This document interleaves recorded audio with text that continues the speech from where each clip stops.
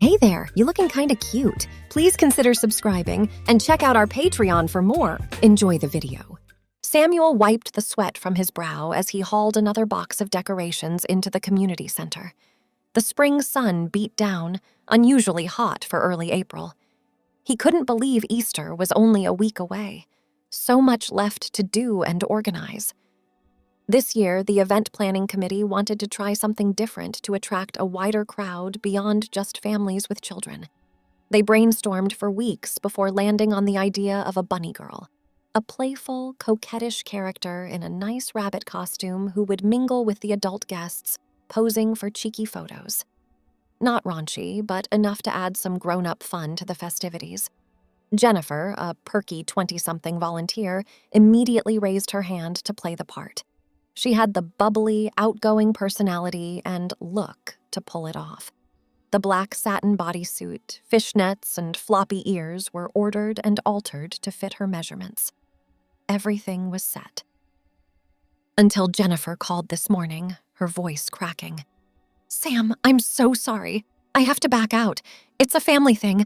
I just can't." He sighed, assuring her it was all right. Not to worry. They'd figure something out. But inside, his mind raced. Where would they find another bunny girl this last minute? He supposed they could cut that part of the program. But he hated to disappoint people.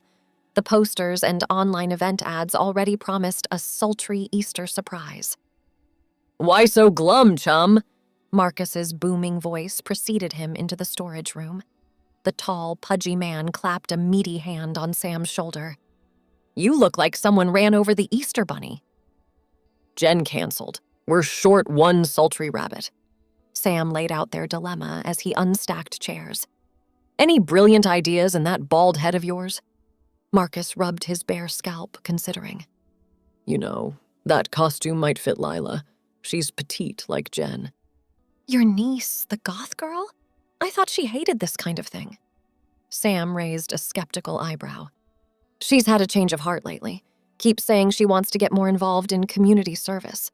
I think she'd get a kick out of it, actually. It's worth a shot. Can you give her a call?" "On it, boss." Marcus whipped out his cell and wandered off for privacy. Sam felt a surge of hope. If Lila agreed, they just might pull this off. He busied himself testing the sound system, thoughts consumed by backup bunny girl options. Several minutes later, Marcus reappeared, his normally jovial face grim. Well, that was a bust. Lila has the flu. Didn't sound too chipper about squeezing her tatas into a black leotard anyway. Crap. Sam pinched the bridge of his nose. Okay, plan C. Whatever that is. Let's round up the team, see if anyone has a sister, girlfriend, cousin twice removed who could step up.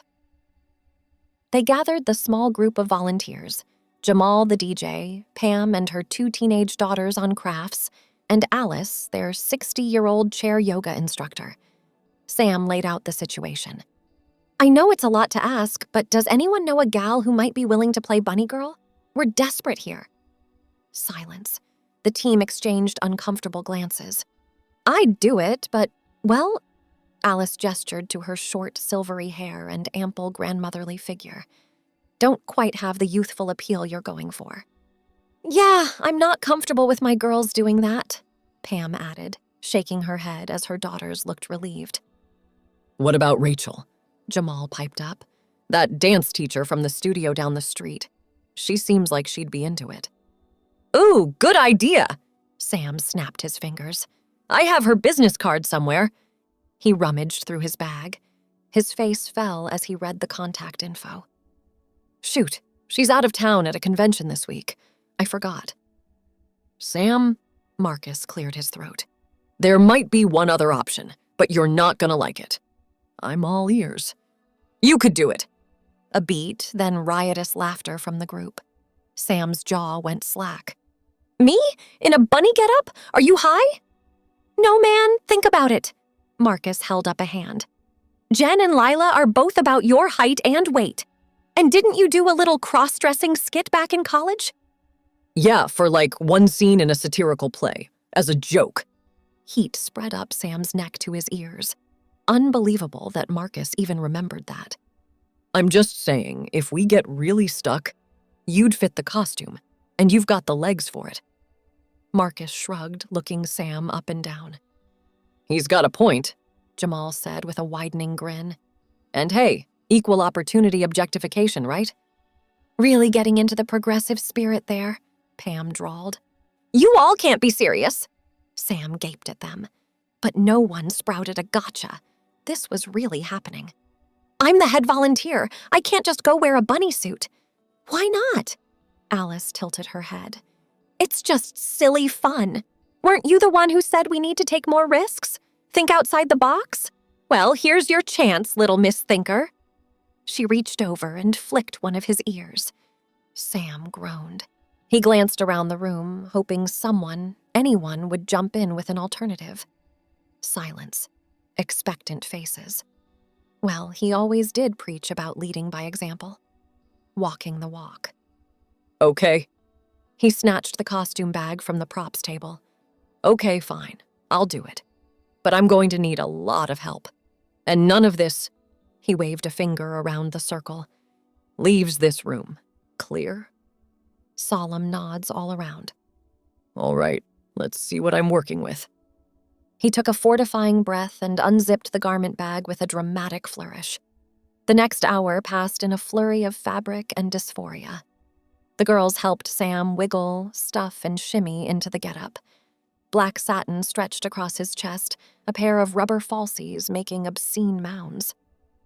How do women breathe in these? He wheezed, hooking a thumb under one suffocating underwire. Shh, beauty is pain. Pam swatted his hand away and zipped up the back. My God, it actually fits, like really well. How convenient that you're so lean and waifish, one of the daughters muttered, cinching the waist ties.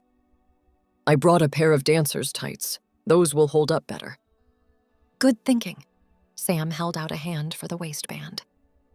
10 undignified minutes later, Sam stood transformed in front of the floor-length mirror, not quite believing his eyes. The towering rabbit ears accentuated his height, making his legs look a mile long in the glossy tights. Black satin encased his lean torso, the sweetheart neckline showing off his collarbones. The bottom was a little skirt. It was like one of those body swap movies where the dorky guy wakes up a nice girl. Except he was both. I don't even look like a dude, he marveled, doing a turn. That's what contouring and some chicken cutlets will do, Pam said smugly. She brandished a makeup brush. Want to see the full effect? In for a penny? Sam closed his eyes and surrendered his face to Pam's ministrations. Brushes tickled and sponges bumped. The sharp scent of cosmetics filled his nose. Okay, take a look, Miss Samantha. He cracked one eye open. A gasp punched out of him. Full lashes framed his green eyes, making them pop. Cheekbones and plump, glossy lips stole focus, transforming his angular face into something almost pretty. He batted his lashes experimentally. Alice let out a low whistle. If I was 30 years younger and batted for the other team? Ew, Alice! What? I'm just saying the boy makes a fine woman. Sam had to agree. It was surreal, like looking at his long-lost twin sister. People will love to talk to you. Wait, I have to talk to people? I thought I'd just, stand there and look cute. Oh, honey. Alice patted his arm. You don't get to skate by on just your looks in this day and age. Part of the bunny girl shtick is witty banter and mascot antics. You've got to work the crowd. I'm going to regret this immensely, aren't I? Probably, Pam said cheerfully. But it's for a good cause. Think of the people and the drunk soccer moms who need entertainment. Gee, thanks. She booped him on his upturned nose. You're adorable. Now let's practice walking in those heels. What had he gotten himself into? Sam wobbled in the black heels, ankles threatening to give out with each tentative step. Walking in these torture devices was like balancing on stilts during an earthquake. He had even more respect for women now. Knees together, take dainty steps, Alice coached from the sidelines. Pretend you're a flamingo. I'm trying, he hissed through gritted teeth. "It's not exactly intuitive." After a few laps around the community center, punctuated by some close calls with face planting, Sam started to get the hang of it. The key was to put his weight on the balls of his feet and take measured, mincing strides. He even manages a little shimmy. "There you go! Work those hips!" Pam called out. Sam rolled his eyes but complied, swishing the mini skirt with each sachet. He had to admit it was kind of fun playing up the exaggerated femininity. He struck a pose, hand on jutted hip. The girls applauded. "Yes, queen! That's the spirit!" Over the next few days, in between hanging streamers and stuffing plastic eggs, Sam slipped away to practice embodying Daisy, his rabbit alter ego. He pranced, he twirled, he giggled at his reflection. The costumes started to feel like a second skin.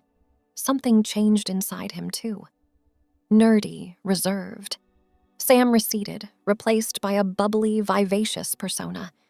Slipping on those ears was like flipping a switch, granting him permission to be loud, flirty, outrageous.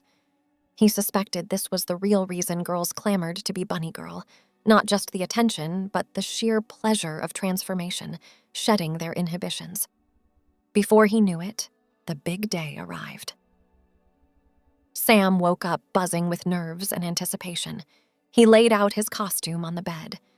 This was it. Showtime. With each garment, he morphed more into Daisy. Sheer stockings hugged his legs. The black bodysuit nipped in his waist and boosted his bosom. He fluffed up the cottontail and adjusted the sequined bow tie.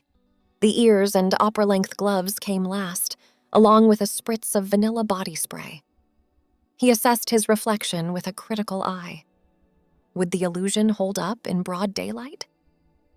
Only one way to find out. Daisy, strutted into the community center on wobbly heels. The party was already in full swing. A sea of pastels and screaming children hopped up on peeps. A few adults milled about, sipping pastel cocktails. Showtime.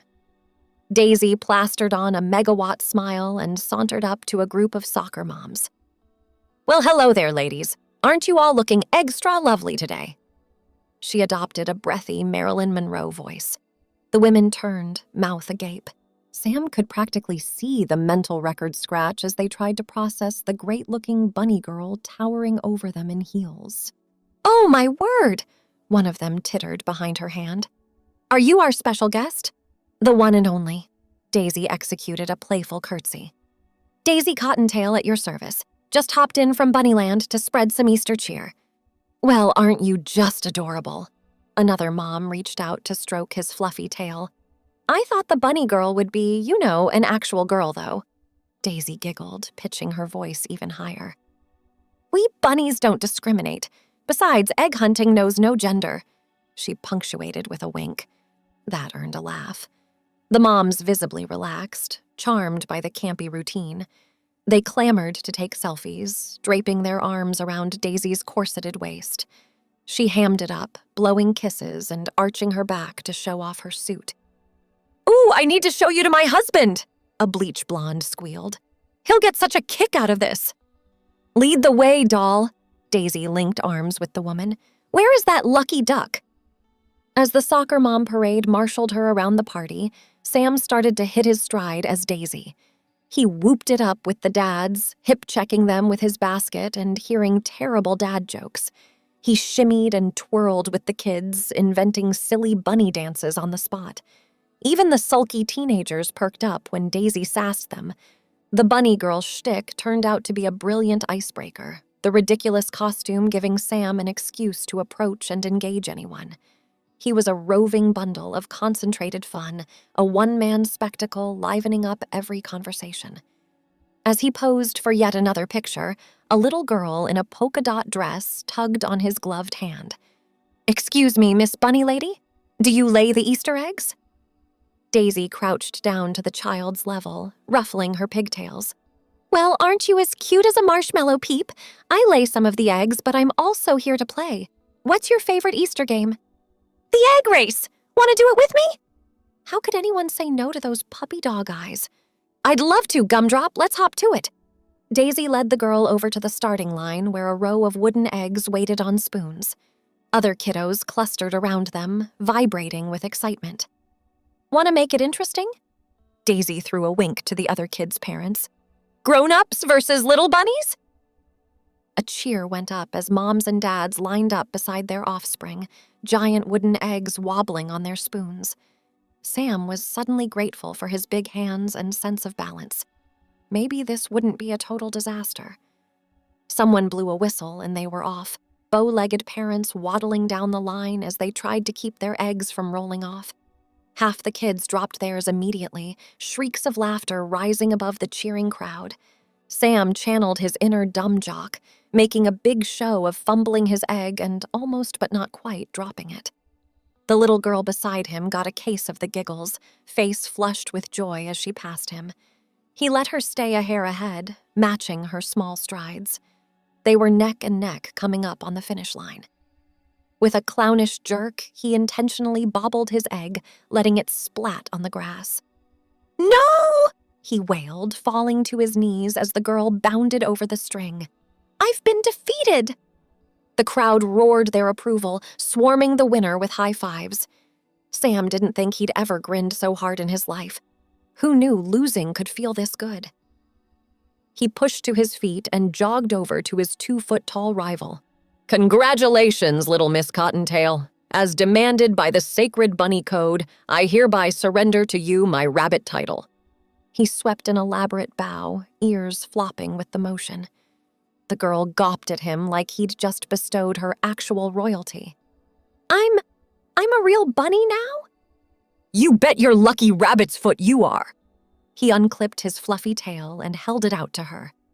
"This is yours now, the heirloom of 1,000 rabbit champions."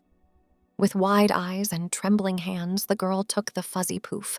Her whole face glowed as she held it to her chest. "I'll take good care of it, Miss Daisy, I promise." Sam had never seen a smile so blinding. He laid a hand over his heart. "I know you will, honey bun. Now go forth and spread that springtime magic."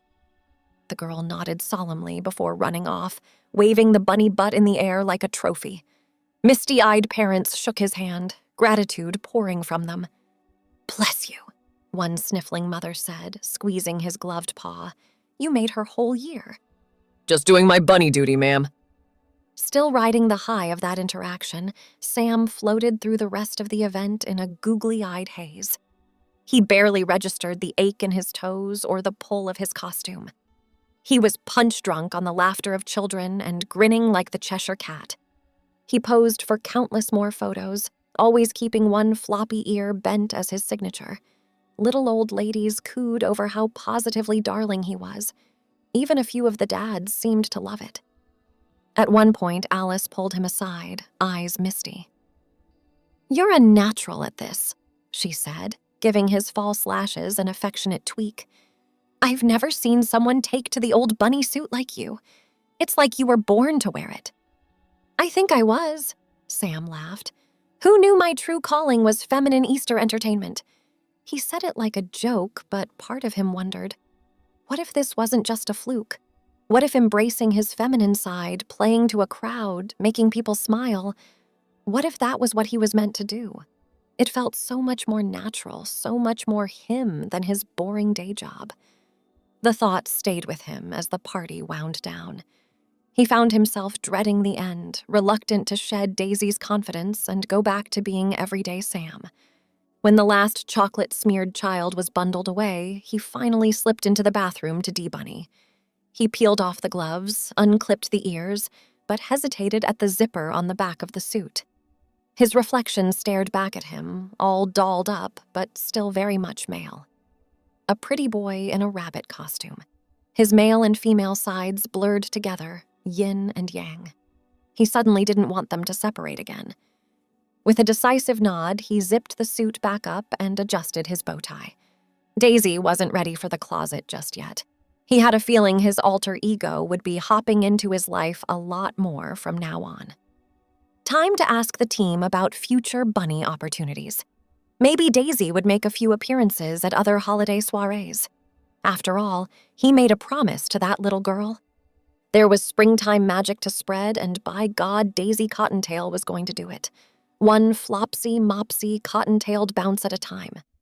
Thanks for watching. Be sure to check out Patreon for a lot more content and early access to YouTube videos.